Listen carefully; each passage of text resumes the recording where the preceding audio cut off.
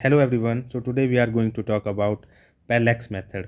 तो parallax method का use होता है जो लार्ज डिस्टेंसेस होते हैं। फॉर एग्जांपल जैसे अर्थ से अगर आपको किसी स्टार का डिस्टेंस मेजर करना है तो उसके लिए हम पैरेलैक्स मेथड का यूज़ करते हैं।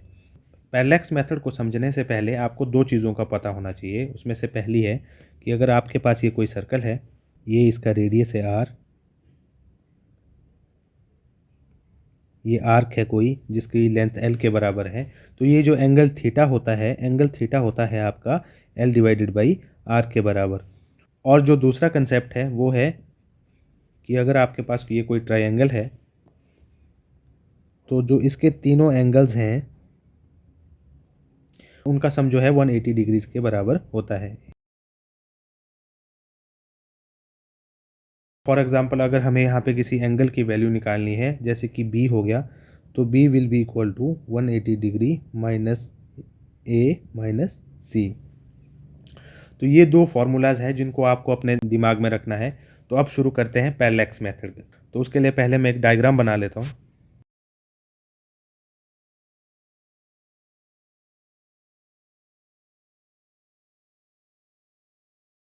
तो ये हमने डायग्राम बना ली है। ये जो है यहाँ पे नीचे ये है अर्थ, और ये कोई स्टार है जिसका हमें डिस्टेंस मेजर करना है अर्थ से। तो इसके लिए हम पहले क्या करते हैं, पहले हम कोई पॉइंट ए ले लेंगे अर्थ पे और वहाँ से इसकी जो पोजीशन है स्टार की उसको ऑब्जर्व करेंगे, और कोई पॉइंट बी लेंगे और वहाँ से भी उसकी पोजीशन को जो है ऑब्जर्व करेंगे। तो मान लेते हैं कि बी से स्टार का डिस्टेंस जो है वो डी है, और ये ए से भी ऑलमोस्ट सेम ही होगा, और जो ए एंड बी के बीच का डिस्टेंस है वो है हमारा पी के बराबर। तो अगर हम स्टार को सेंटर मान के बहुत बड़ा सर्कल क्रिएट करते हैं जिसका रेडियस डी के बराबर होगा, तो ए और बी के बीच में उस सर्कल का आर्क बनेगा जो कि कुछ ऐसा बनेगा, और मान लेते हैं इसकी लेंथ जो है एल के बराबर है। पर अगर आप यहाँ पे ध्यान से देखें, क्योंकि ये सर्कल बहुत बड़ा होगा, तो जो बी है वो अप्रॉक्सीमेटली इक्वल टू जो है आपके एल के बराबर होगा, क्योंकि ये एक स्ट्रेट लाइन की तरह ही बिहेव करेगा क्योंकि सर्कल बहुत ज़्यादा बड़ा होगा। और ये जो एंगल यहाँ पे एंगल बनेगा ये बहुत ही ज़्यादा छोटा होगा, क्योंकि स्टार जो है बहुत ज़्यादा डिस्टेंस पे होगा और ए और बी का डिस्टेंस उसके कंपेरेटिवली बहुत ही कम होगा। तो अब चलते हैं कैलकुलेशन पार्ट की तरफ। तो यहाँ पे जो ये पहला फॉर्मूला है theta is equal to L divided by R, हम यहीं से शुरू करते हैं। तो theta will be equal to L divided by R. तो यहाँ पे हम देखते हैं कि जो आर है वो डी के बराबर है और जो एल है वो अप्रॉक्सीमेटली इक्वल टू बी के बराबर है। तो इनको वैल्यूज़ यहाँ पे हम डाल देते हैं। तो ये हो जाएगा आपका theta is equal to B divided by D. और अगर यहाँ से हमें डी की वैल्यू निकालनी है तो D will be equal to B divided by theta.